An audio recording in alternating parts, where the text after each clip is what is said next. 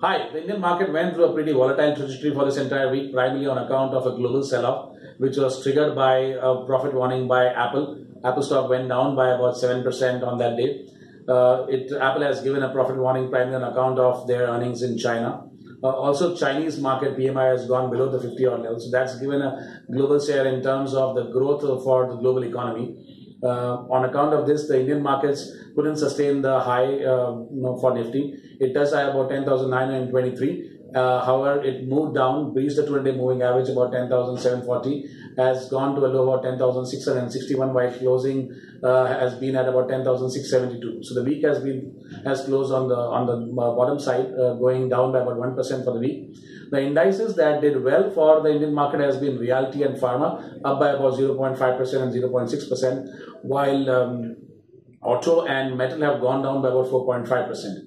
In the Indian markets, there has also been a negative development in terms of the bank recapitalization, which is going to impact on the fiscal deficit, as well as a large farm loan reform that is going to be expected, a more populist kind of an initiative. So that's the negative trend that we look at in the markets. In terms of technicals, Nifty had formed a strong bearish candlestick pattern on the daily and weekly charts. RSI has gone down to about 47 odd levels, while MACD is also trading below the signal line. So there's a significant amount of negative divergence. In the coming week, we do not have much direction for the market except for the Q3 results. So that's going to define the trend for the Indian markets, which will start with the TCS results. While even the rupee and crude have been negative for the Indian markets. So we expect the markets to be range bound with a negative bias on account of Q3 earnings. We would request you to remain stock specific. The upside resistance is about 10,923 and downside support is about 10,550 odd levels.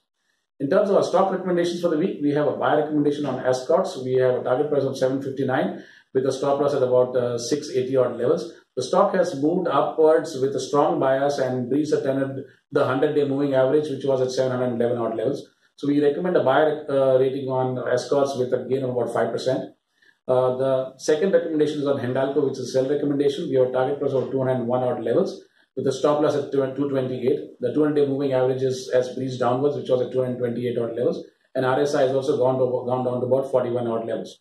The next stock recommendation is on Jindal Steel. We have a sell recommendation on the stock. Again, metals have not done well. The target price for this stock is 142 odd levels. The stop loss at 155. The 200-day moving average has breached about 189 odd levels, and the indicators are all negative. So that's our recommendations for the week. Thank you.